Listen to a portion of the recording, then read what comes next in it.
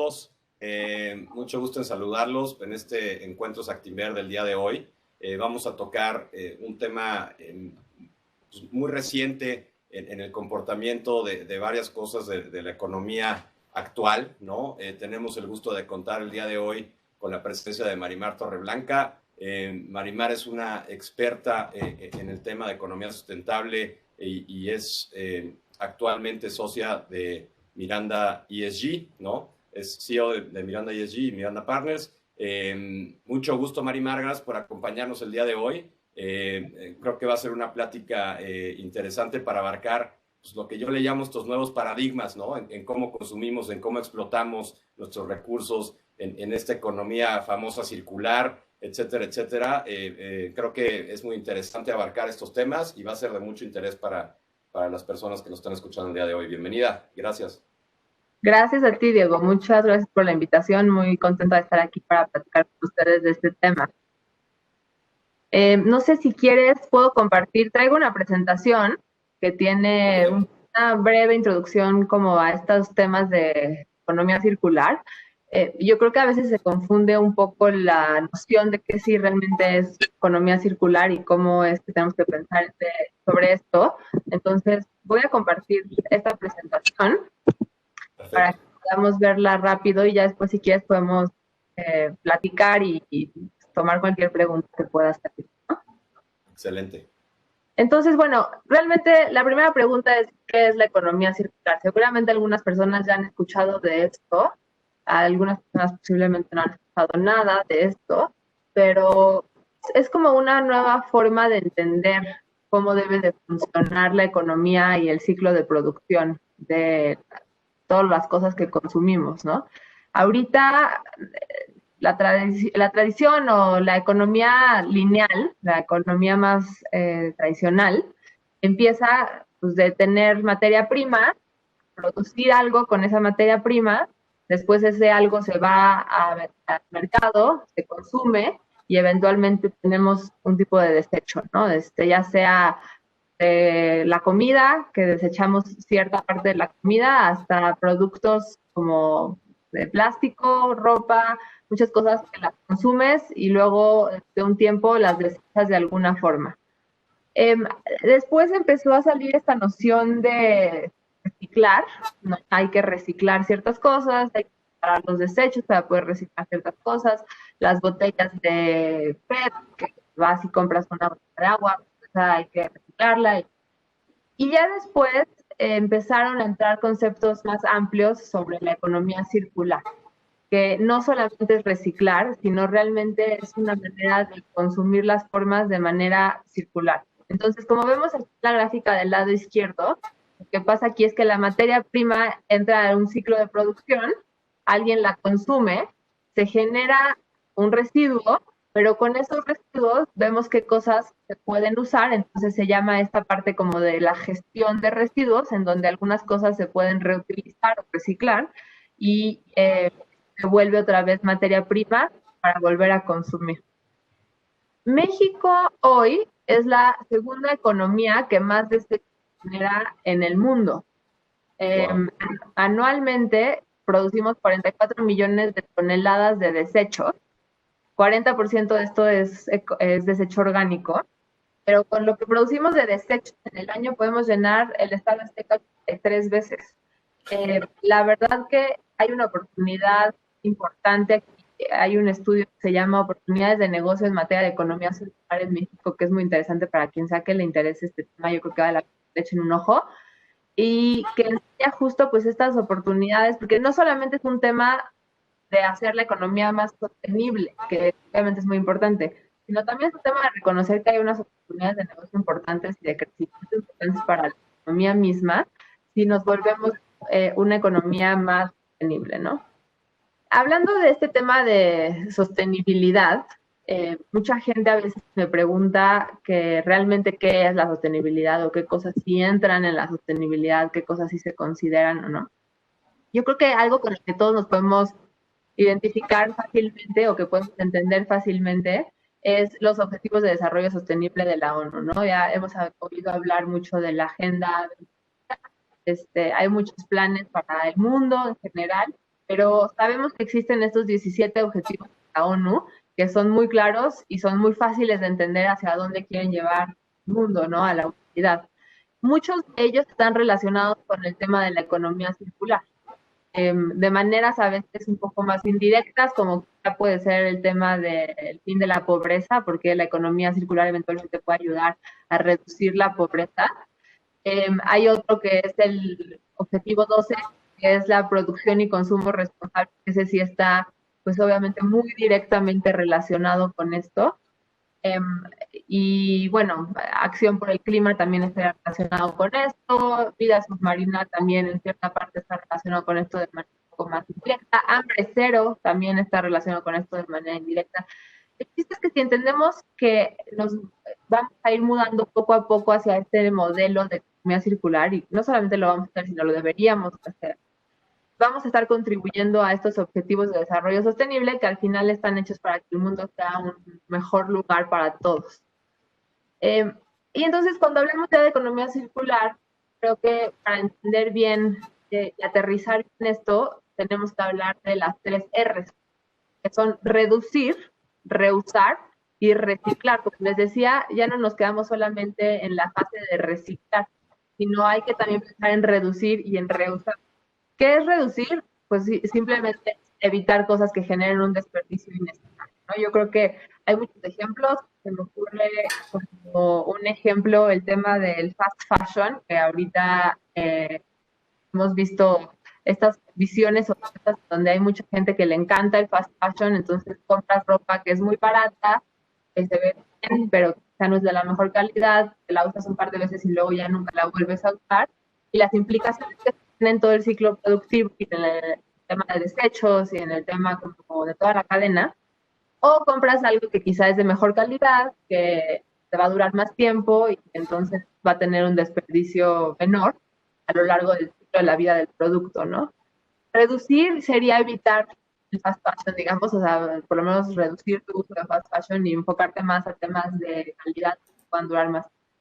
Reusar es aprovechar los residuos de lo que consumiste para fabricar otras cosas o darles otro uso.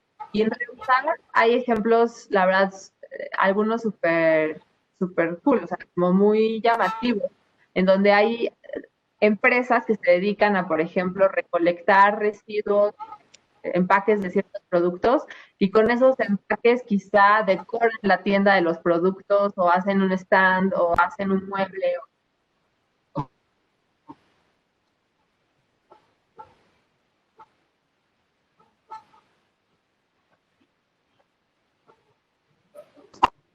Ay, Marimar, creo que estamos teniendo un poquito de...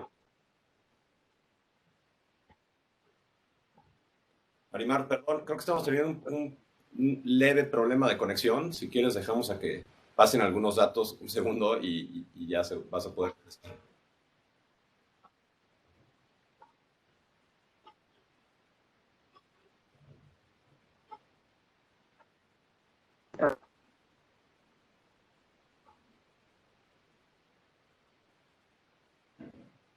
Bueno, estamos teniendo algunos problemitas de conexión, consecuencia de la nueva realidad en la que estamos y de hacer estas cosas vía remota, ¿no? La verdad es que pasa algunas veces, les pedimos una disculpa, pero en un segundo regreso a Marimar seguro.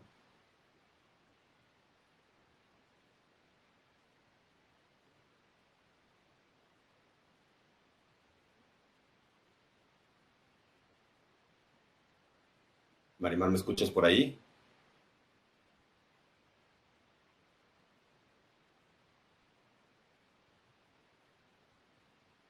Hola, hola.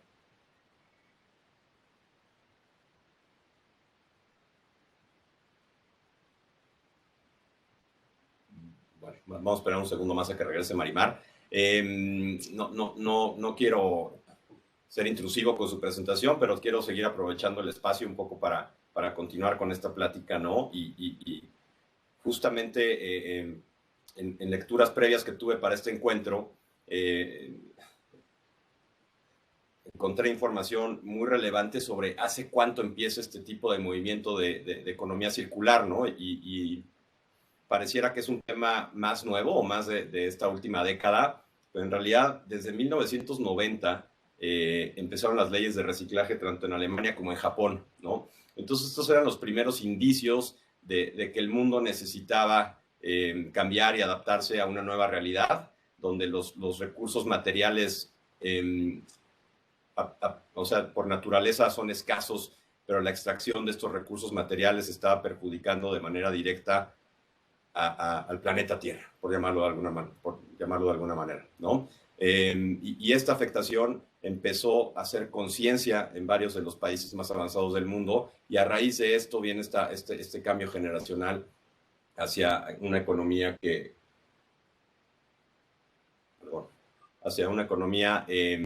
más consciente de esa explotación de recursos materiales, ¿no? Ahorita vamos a platicar un poco más de la emisión de gases también, ¿no? Mucho de esta problemática se centró en la emisión de gases per se, y claramente el espectro de esta economía circular abarca pues una infinidad de cosas más que vamos a platicar ahorita con Marimar, pero la emisión de gases sin duda es una de las afectaciones más grandes que se tuvo, y por ahí se enfocó mucho de los esfuerzos al principio en esta nueva tendencia, ¿no? Perdón, Marimar. Perdón, tuve un colapso de computadora inminente. Aquí mantuve un poquito la discusión abierta en lo que regresabas, pero adelante, por favor. Buenísimo. A ver, déjenme, vuelvo a regresar a la presentación en el slide que estábamos. Sí. Platicaba yo justo que las primeras leyes de reciclaje en Alemania y en Japón vienen desde 1990, Marimar, que la verdad es que es ya 30 años, ¿no? O sea, llevamos 3 décadas luchando por cambiar esta conciencia global. No es nada nuevo, ¿no? Es lo que quería yo tratar de transmitir. Sí, no, totalmente. Hay países que obviamente están mucho más avanzados que otros y con muchos mejores resultados, ¿no? Porque también hay veces que las leyes están, pero no necesariamente tienen el impacto que queremos que tengan. Unos datos que les quería compartir aquí en este slide que nos quedamos es que según la ONU, cada año se desperdicia una tercera parte de la comida producida para el consumo humano.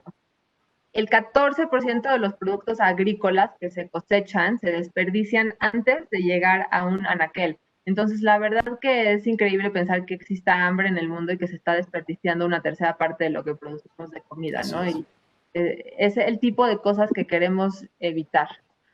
Existe una iniciativa de ley en México, ya desde hace un tiempo, que se está tratando de promover, que se llama la Ley General.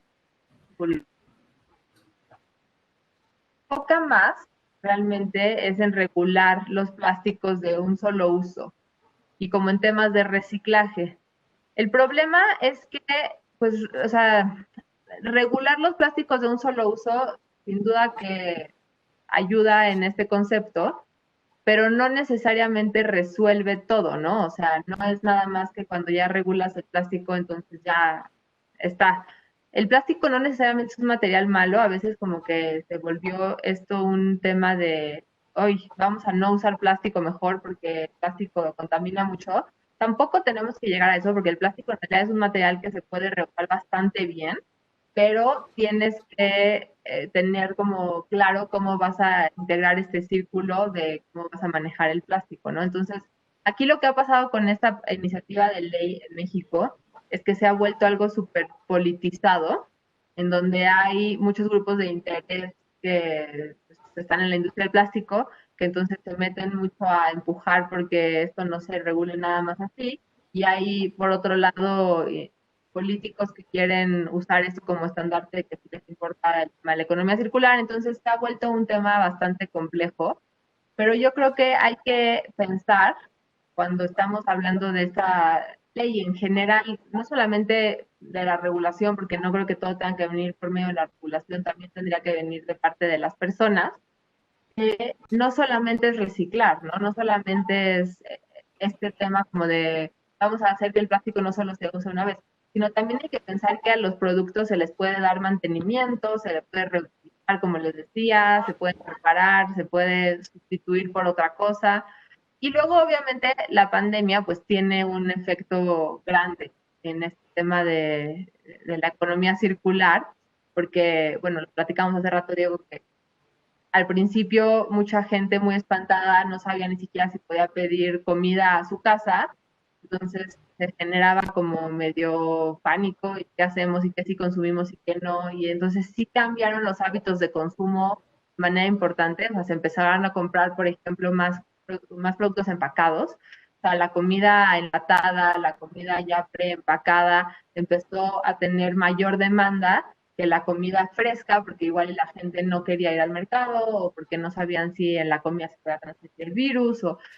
Y luego cuando ya empezaron a establecerse que la comida no transmitía el virus, entonces sí se podía comer, la gente decía, ok, pero entonces quiero que me traigan todo empaquetado individualmente y como que súper aislado y como sentirme tranquilo. Y entonces se empezó a generar muchísimo uso de este plástico de un solo uso. O sea, llegaba mucha comida a tu casa en paquetes muy grandes y entonces todo lo desempaquetabas y lo tirabas a la basura y ya nada más te comías lo que venía adentro, que posiblemente era una parte muy chiquita del tamaño de lo que estabas recibiendo.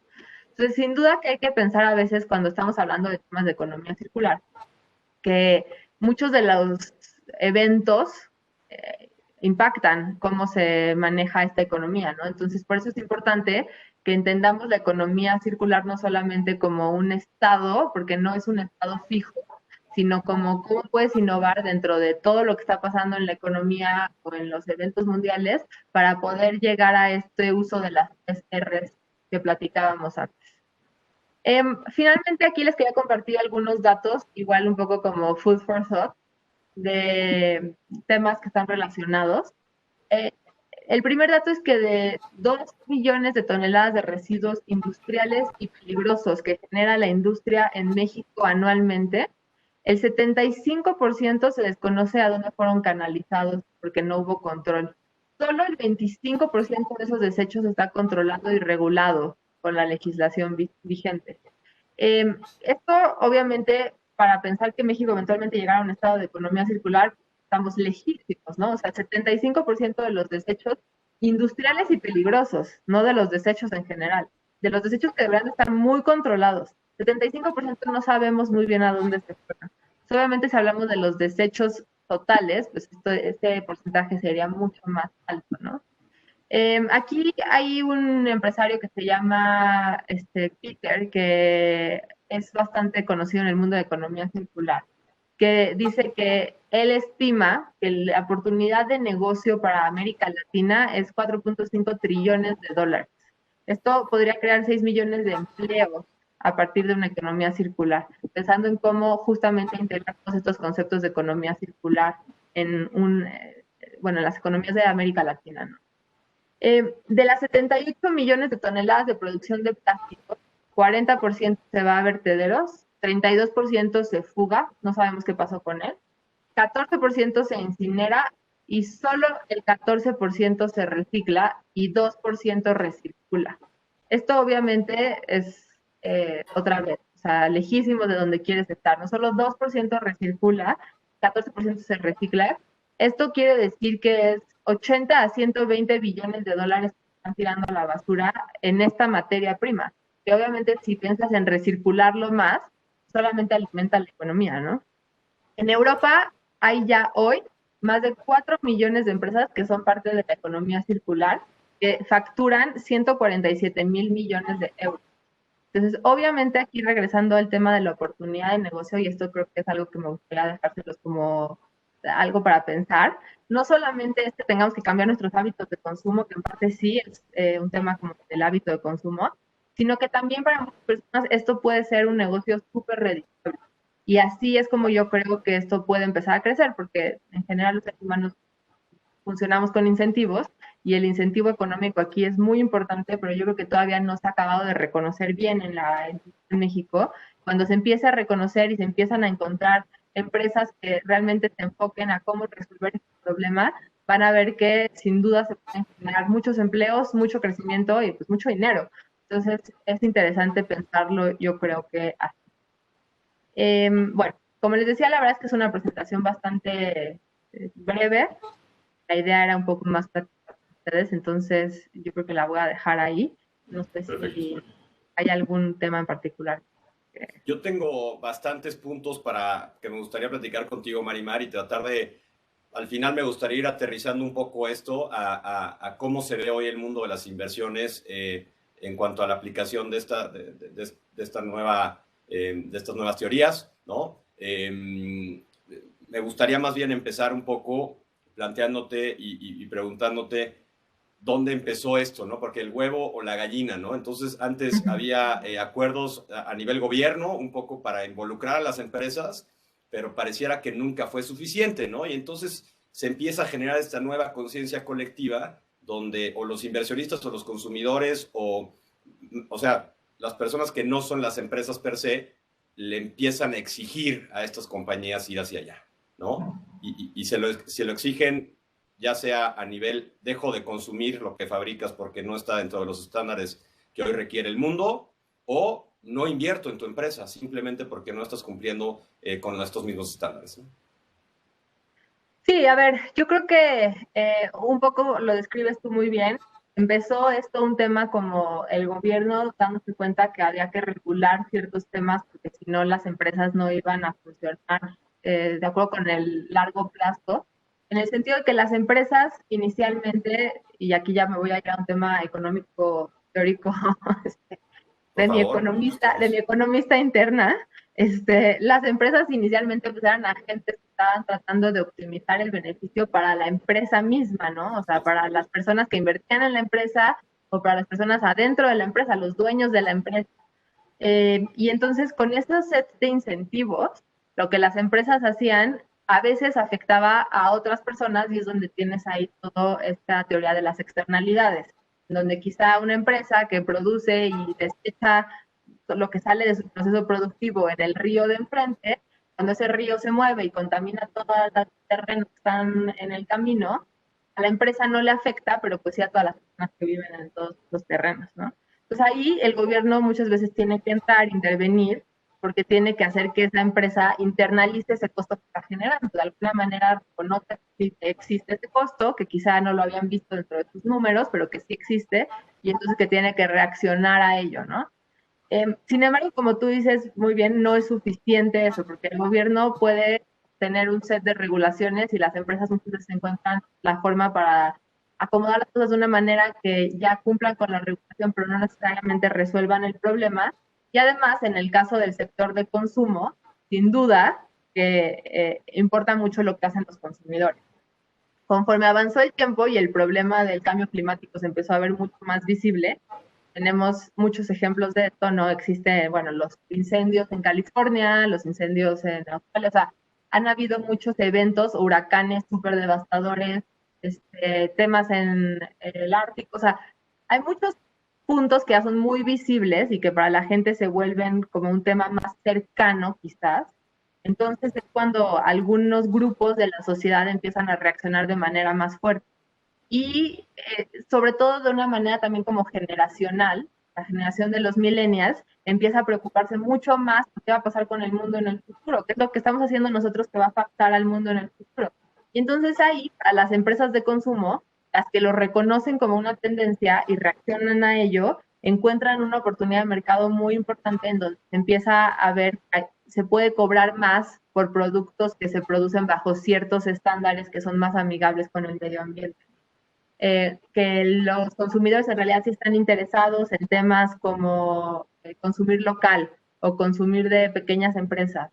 Y entonces las empresas grandes tienen que empezar a incorporar esto en su estrategia comercial, no solamente en su producción, sino también en su estrategia comercial, en su marketing, porque sí se empieza a generar una diferenciación importante entre pues, empresas que entran en diferentes categorías.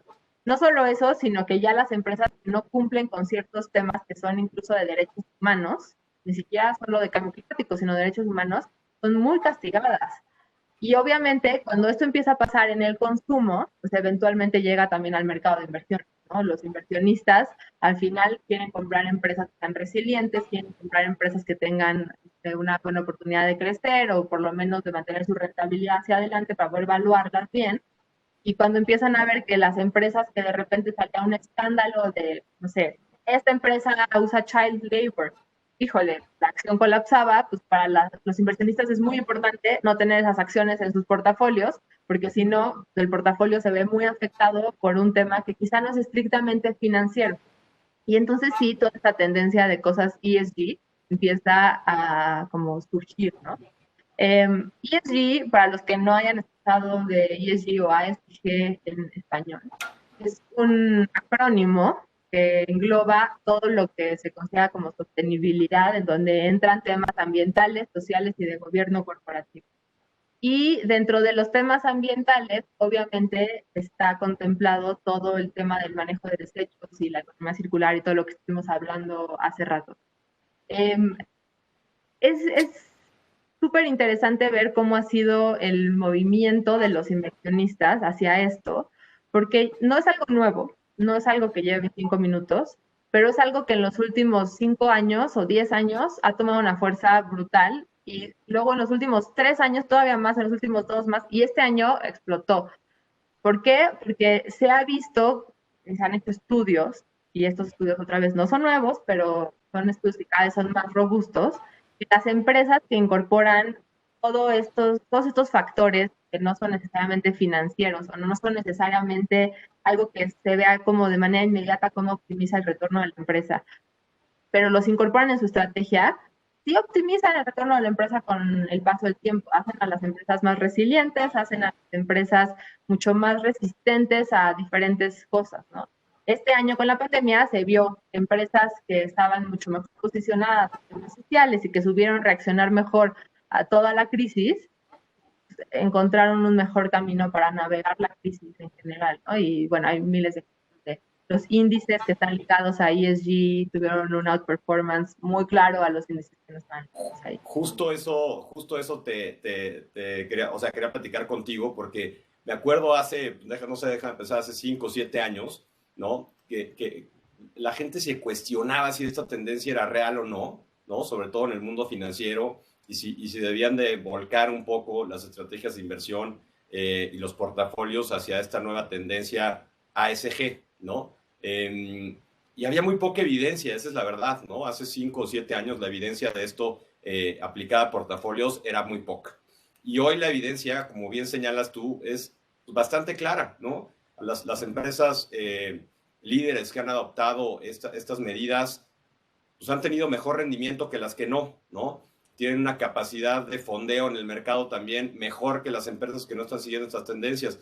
Entonces, todo esto, la verdad es que pues, ha generado un impacto positivo para los inversionistas, ¿no? Y es otra vez, si pudiéramos basarnos otra vez en el tema circular, es que el inversionista generó esta conciencia, las empresas lo lograron y ha visto un beneficio de regreso para los inversionistas.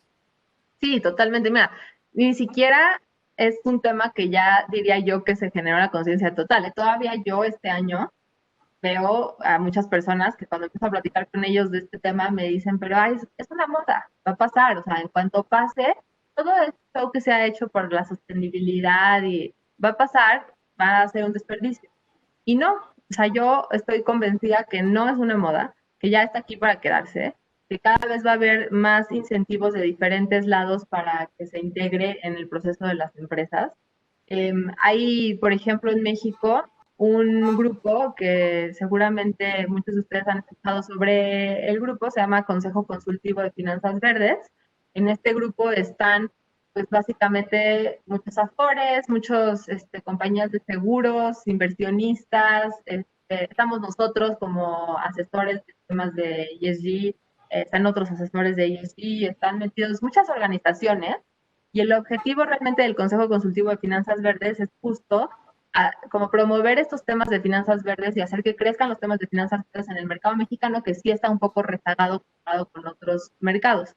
El Consejo Consultivo de Finanzas Verdes este año lanzó una iniciativa en donde se solicitaba de manera pública a todas las empresas listadas en la bolsa que hicieran la divulgación de la información relacionada con cambio climático para cada una de sus operaciones bajo ciertos estándares. O sea, ya no solamente se pide que divulgues, sino que se pide que divulgues con ciertos criterios porque ya queremos que las empresas realmente lo hagan pues, de una manera más institucional. Y entonces los inversionistas quieren información que les funcione para poder meter en sus modelos de evaluación y poder reaccionar ante ello. Y entonces piden que divulguen estos datos bajo ciertos criterios, ¿no?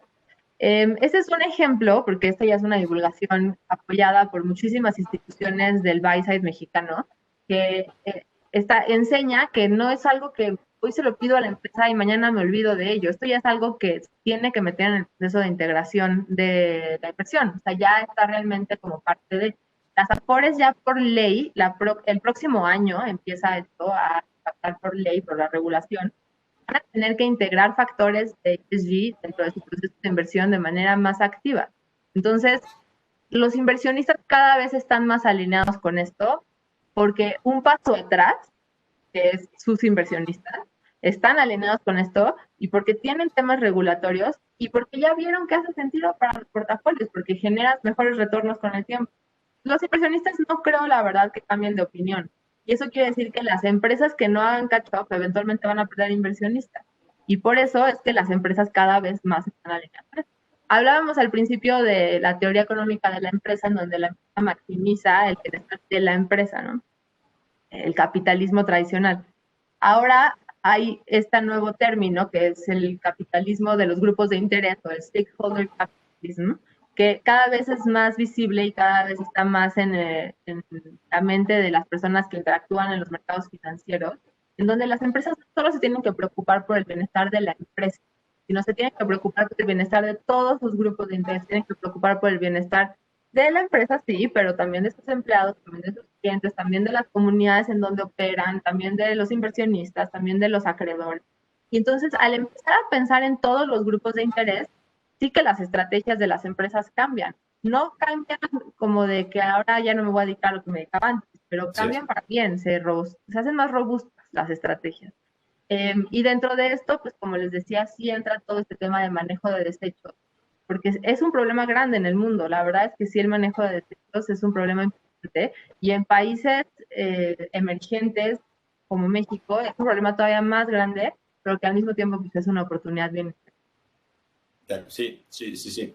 Yo creo que nada más, o sea, a lo mejor si pudiéramos concluir en este punto en específico, para los que no se la creen, ¿no? Porque hoy lo que está pasando en México, o al menos desde mi perspectiva, es que los inversionistas institucionales están adoptando estas métricas y este nuevo proceso más orientado a ambiental, social y gobierno corporativo, ¿no? Y eso está muy claro y esa tendencia está ahí y es una realidad.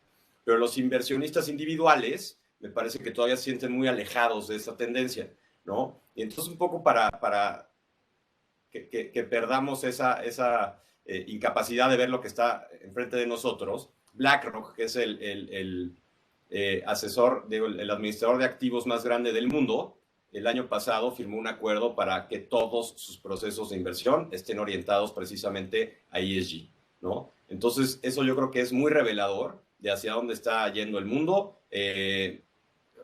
tanto inversionistas institucionales como inversionistas independientes utilizamos productos de BlackRock, ¿no? Y entonces esta capacidad de tanto dinero que maneja esta compañía se vuelve un impacto pues ya muy claro y pues evidente para los portafolios, ¿no? Entonces yo ya no lucharía con no creérmela, esa es la verdad, ¿no?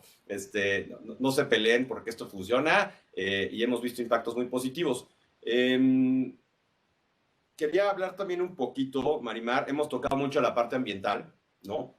Pero me parece que México, en los dos puntos de ASG que nos faltan, que es social y gobierno corporativo que nos mencionabas, ahí estamos, creo que es bien relevante para México, ¿no? Y para el país. O sea, claramente lo ambiental lo hemos ido atacando y si nos queda tiempo, a lo mejor nos echamos una platicadita del Acuerdo de París y energías limpias en específico, pero me gustaría más centrarle en lo social, ¿no?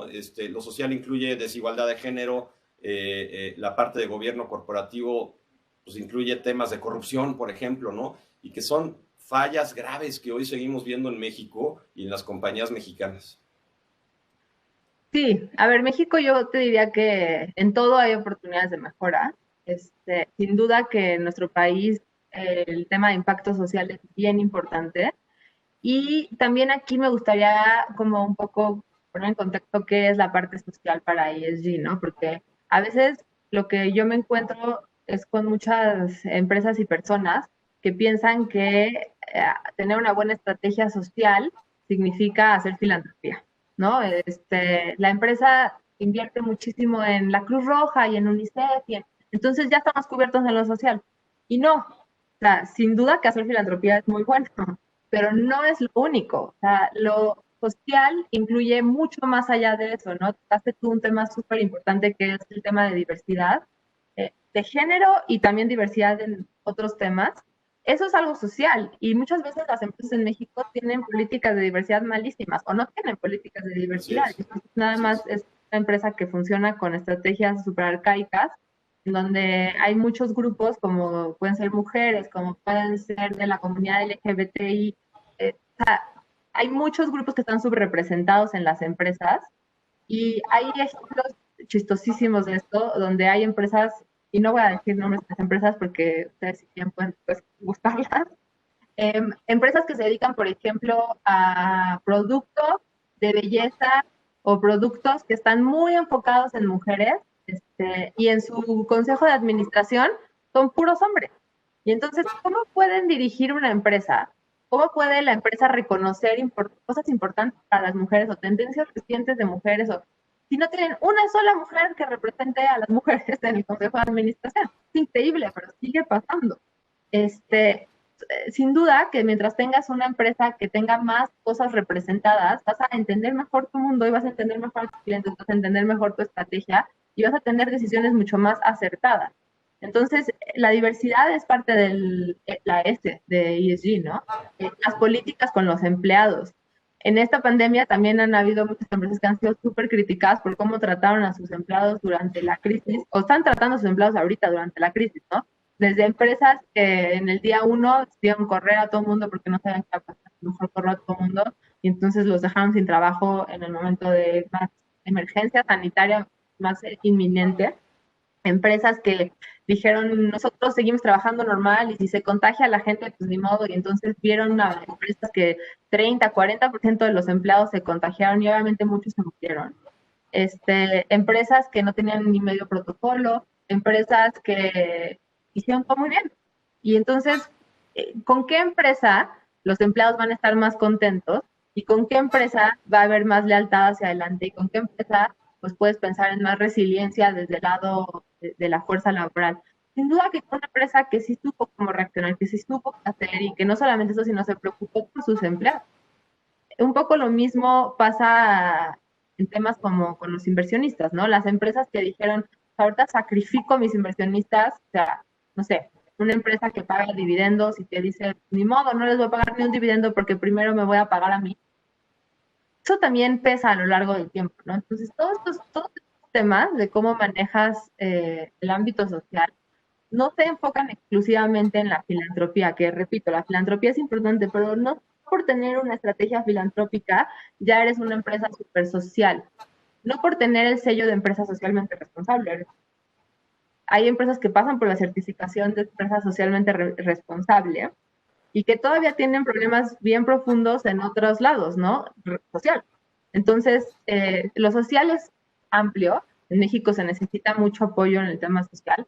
Y lo que también les diría ahí es que regresando al tema del mercado y los inversionistas, pues muchos de estos temas son súper visibles, ¿no? El consejo de administración que no tiene mujeres, pues es muy fácil de saber que eso existe, porque eso es información pública, ¿no? En la empresa que trata mal a sus empleados, eventualmente eso también es muy fácil de saber. La gente se empieza a quejar.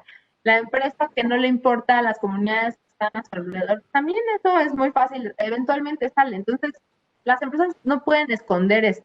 Las empresas tienen que atacar esto ya desde el fondo y realmente tener una estrategia social robusta que esté pues, legitimada por algún tipo de estudio que les enseñen dónde se tienen que enfocar, ¿no? Y en el lado del gobierno corporativo es un poco lo mismo. El gobierno corporativo, fui analista yo, Diego lo sabe muy bien, pero para los demás que no me conocen, fui analista de Equity Research por muchos años antes de fundar Miranda ESG. Y muchos de los inversionistas de mercados más avanzados me decían de repente como, ¿cómo es posible que en México siga existiendo estas protecciones para los grupos de control? ¿Cómo es posible que en México sigan habiendo poison pills en todos lados? ¿Cómo es posible que pero se sorprenden? Porque sí, claro, todavía hay muchos temas de gobierno corporativo en México que tienen que arreglar. O sea, sin duda, varios. Pero es difícil para las empresas, yo trabajo con muchas empresas en ayudarlos a aterrizar estas estrategias, es difícil para las empresas hacer todo al mismo tiempo, ¿no? Entonces empezamos a platicar con el tema de reciclaje, que es muy importante. Y si habláramos de cambio climático, también les podría dar datos que los impresionarían y que sentirían que es súper importante. Si habláramos del uso de agua, también hay datos que también los dejarían con una sensación de qué estamos haciendo con el agua, qué locura, es muy importante. Y así, si hablamos del tema de equidad, si hablamos del tema de salud y seguridad de los empleados, si hablamos hay tantos temas que son muy importantes, pero las empresas no van a poder resolver todo. Entonces, es bien importante que las empresas sí hagan estrategias bien fundamentales para saber en qué se van a enfocar y qué sí van a resolver, porque como decimos, en México hay oportunidad para crecer en muchos de estos aspectos, ¿no? Y también, por el lado de los inversionistas, me encuentro con muchas personas que me dicen, oye, sí, ok, BlackRock lo está haciendo y lo hace con un equipo muy grande y muy institucional y muy profesional y como que tienen todas las herramientas para hacerlo. Qué padre. Yo no. ¿Qué hago? Porque sí lo quiero considerar, pero yo no tengo 10 personas que puedan poner a ver qué empresa tiene mejor ESG, ¿no? O sea, yo, ¿cómo le hago? Incluso a nivel retail, ¿no? El otro día escribimos sobre esto porque nos han preguntado muchas personas que cómo puede un inversionista de retail incorporar temas de ESG en su portafolio individual.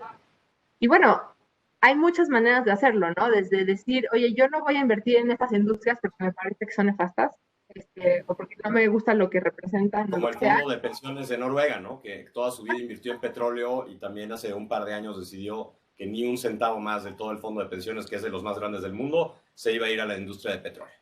Exacto, ese es un súper ejemplo y así ha pasado con muchos fondos que de repente dicen, bueno, mi estrategia de stewardship, o sea, la manera en la que yo voy a dirigir mi portafolio hacia allá, es que a partir de ahora ya no voy a invertir en estos temas, ¿no? No voy a invertir en, no sé, en empresas que están dentro del mundo de armamento, no voy a invertir en empresas que están en industrias que pueden ser muy corruptibles, y entonces así toman decisiones que son un poco más macro, y que ya de ahí guían como decisiones, ¿no? Eso también se puede hacer a nivel retail. Puedes decir, yo no quiero tener en mi portafolio esta representación de estas empresas, si es que estás haciendo elecciones de empresas individuales, ¿no?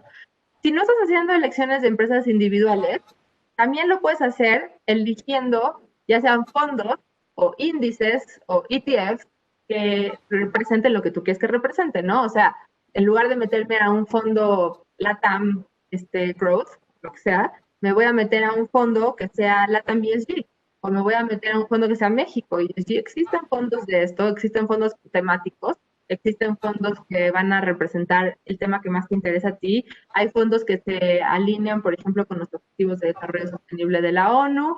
Hay, la verdad, que miles de productos para poderte alinear un poco a lo que tú quieres. Y entonces, sí, si no estás haciendo tú la decisión activa de qué empresas comprar, pues que por lo menos sepas que estás en manos de alguien que sí está haciendo las decisiones alineadas con los que tienes. Y ya para concluir ese punto, les quería platicar que en algún momento había una persona que dice, es que a mí sí me interesa muchísimo este tema de ESG, pero ¿cómo sé que mi portafolio está alineado con eso o no? Y cuando se puso a ver como los holdings de su portafolio, se encontró con muchos casos de empresas, por ejemplo, súper contaminantes o empresas que igual y sí estaban en un tema de armas o empresas que igual y habían tenido en algún momento reputación de que explotaban a niños o cosas así. Y dijo, qué locura, o sea, cómo nunca había pensado en en esta otra capa, sino simplemente por pensar nada más en, no sé, evaluación, me había perdido de este otro mundo. Y pues, como dice Diego, ahora existen muchos datos que con el tiempo, los portafolios que sí incluyen esta otra capa de análisis, son mejores, son más resilientes y tienen mejores retornos que los que no la incluyen, pues entonces ya las personas empiezan a pedir ese tipo de análisis, ¿no? Sí, sí, de acuerdo contigo. Creo que lo abarcaste perfecto, Marimar. A lo mejor nada más para tratar también de englobar esta última conversación y nos vamos a algunas preguntas que tenemos por aquí. Pero lo definiste muy bien, ¿no? O sea, las empresas que se etiquetan eh, con este sello de empresas responsables o sustentables, etcétera, y que solamente hacen lo básico, pues en realidad no están generando justamente ese impacto en la cadena de valor, ¿no? Que es, cuando estamos hablando de todo este tema, en realidad si tú no estás impactando a la cadena de valor de lo que hay atrás de la compañía, no estás haciendo un cambio, ¿no?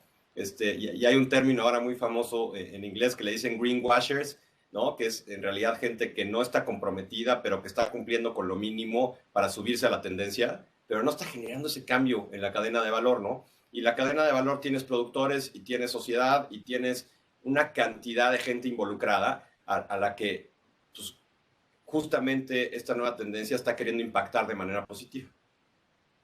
Sí, totalmente. La verdad es que cuando han salido, y esto es algo chistoso, cuando han salido índices sustentables, recientemente en México existe un índice sustentable de la Bolsa Mexicana de Valores y existe un índice sustentable de Viva, la otra bolsa que tenemos, y existen también índices ESG de México por empresas como MSCI.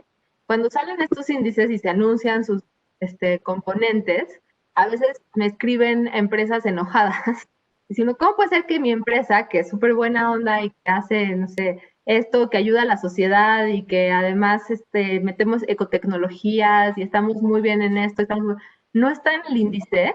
Y sí está esta otra X empresa que sabemos que contamina, que sabemos que discrimina, que sabemos que no tiene esto, que ¿por qué pasa eso, no? Y como que hay mucha frustración de por qué a veces los índices no reflejan realmente algo como de contribuir a la sociedad, ¿no? O sea, empresas, como tú dices, agreguen en toda la cadena de valor, realmente, ¿no? Y la respuesta ahí es que, bueno, desafortunadamente el mercado de México no es demasiado, no tenemos miles de empresas como sí hay en otros mercados. Y entonces no hay tantas empresas como para escoger el índice como sí habría en otros mercados. Entonces las empresas que hacen índices tienen que cumplir con ciertos criterios para hacer un índice que sea marketable, o sea, necesitan que sea un índice que eventualmente pues, se pueda convertir en un ETF y que eventualmente ese ETF sí pueda tradearse, ¿no? Entonces, de entrada, siempre tienen ciertos criterios de liquidez en las acciones, que eso elimina muchísimas de las empresas que están en la bolsa, que quizá tienen negocios y filosofías mucho más sostenibles, pero como no es una acción líquida, no entran en los índices. Esa es la primera cosa que genera un disconnect. Pero la segunda cosa que genera un disconnect es este tema de que para definir qué empresas son ESG friendly, pues hacen cierto uso de criterios que a veces, como tú dices, la empresa puede palomear esa lista de criterios y no necesariamente ir más allá, pero ya cumplieron con los criterios y entonces entran al índice.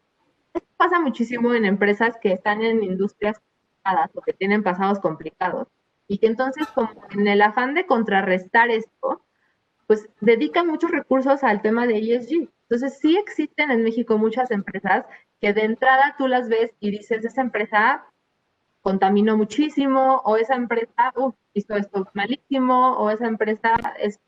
Y sí es, sí tiene ese lado, pero también han dedicado muchos recursos a desarrollar una estrategia que trate de contrarrestar esto, y entonces pues tienen un equipo de ESG, hacen divulgación de información, miden sus emisiones, miden sus desechos, miden su uso de agua, reportan una serie de cosas que no todas las empresas lo hacen, y entonces con eso logran entrar a estos índices.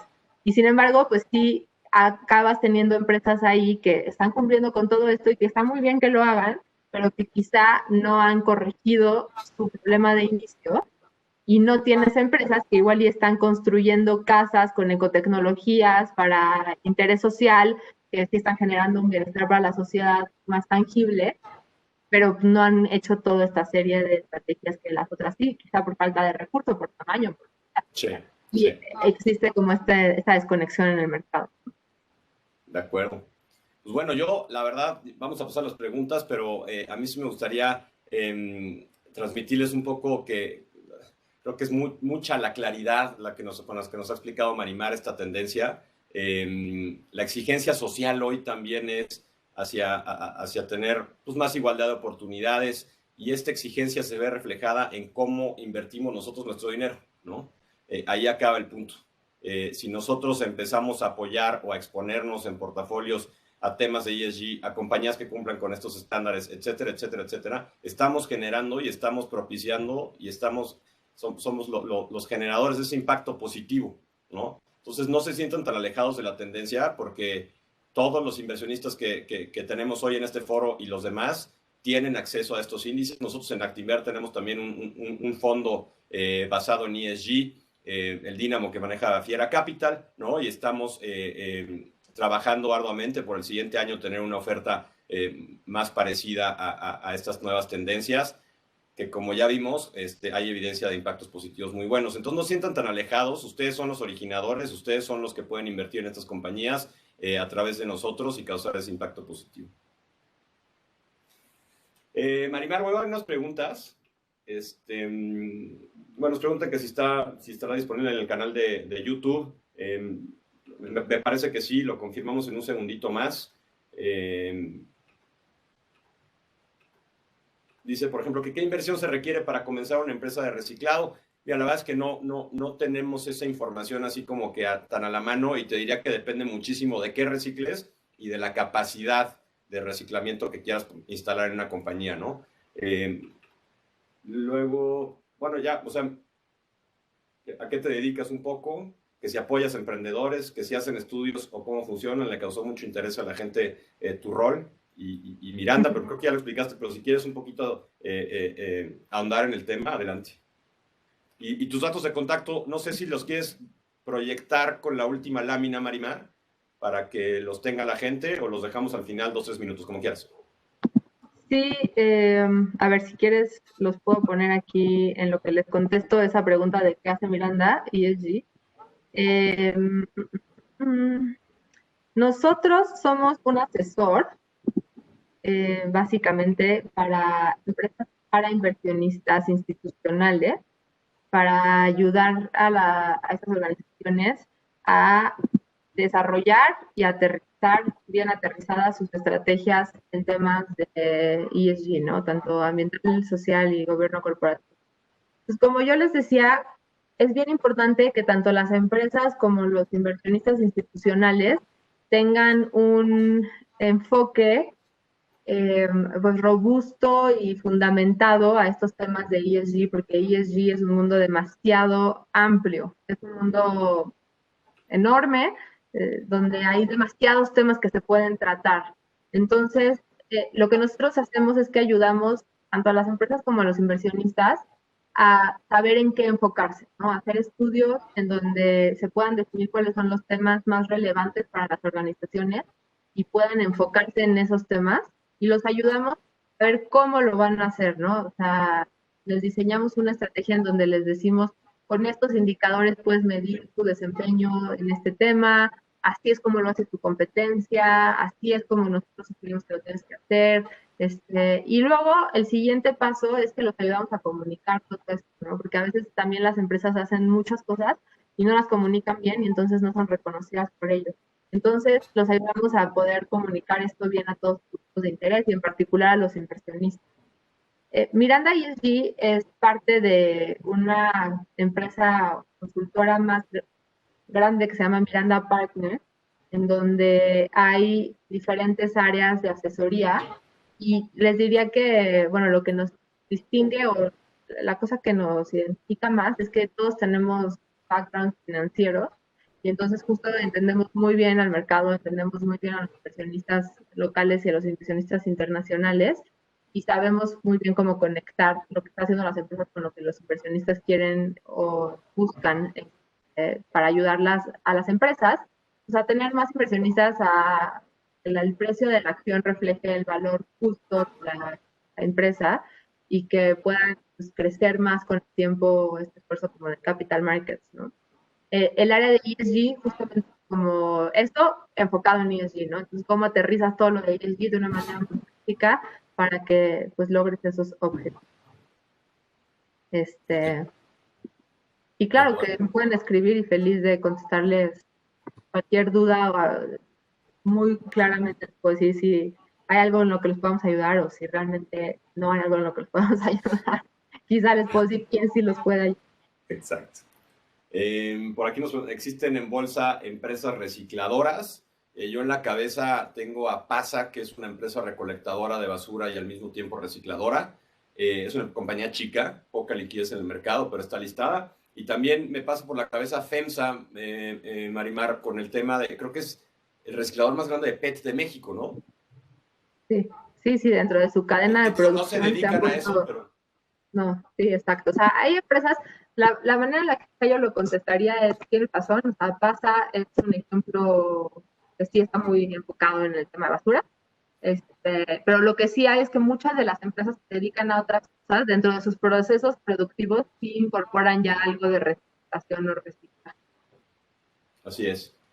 Bueno, y tenemos un poquito más de preguntas muy particulares sobre qué se requiere para crear una empresa de reciclaje. Me parece que podemos ahondar un poquito más con Marimar en algún momento sobre esto, y los proveedores y los clientes principales para una empresa de reciclaje. Y bueno, un último comentario, no creo que te lo pidas, Marimar, y que muy interesante el webinar. Y para Cintia, no sé, que para ella siempre ha estado muy claro y solo invierte en lo que está acorde con sus valores, que me parece muy correcto. Y le sirvió el webinar para reforzar su posición y tener mucho más claridad en este tipo de inversiones. Pues me da mucho gusto escuchar que haya sido interesante para ustedes. Como les decía Diego, creo que sí me gustaría dejarlos con este mensaje de que todos podemos generar algo en este movimiento hacia hacer a México un país más sustentable o sostenible, con un mercado más sostenible y tener cada vez pues, empresas más resilientes. Y no solamente eso, sino también en nuestros hábitos ya directamente, cómo consumimos y cómo manejamos todas nuestras vidas. Sin duda que también podemos tener un impacto. Yo creo que este año ha sido un año bastante complicado para muchas personas. Es un año difícil en muchos sentidos. Viene una problemática importante para México hacia adelante, y entonces creo que pensar en estas cosas muchas veces nos pone en esa posición de saber cómo podemos ayudar a que esta crisis que tenemos enfrente no sea menos grave para algunas personas, que luego salgamos de ella fortalecidos de alguna manera. Y sin duda que ojalá que la recuperación sea una recuperación con estrategias más sostenibles para que sea algo que beneficie en el largo plazo todos los actores de la economía, ¿no? Completamente de acuerdo contigo, Marimar. Creo que somos me voy a remitir nada más a los millennials otra vez un segundo, pero me parece que los millennials es una generación de agentes de cambio, ¿no?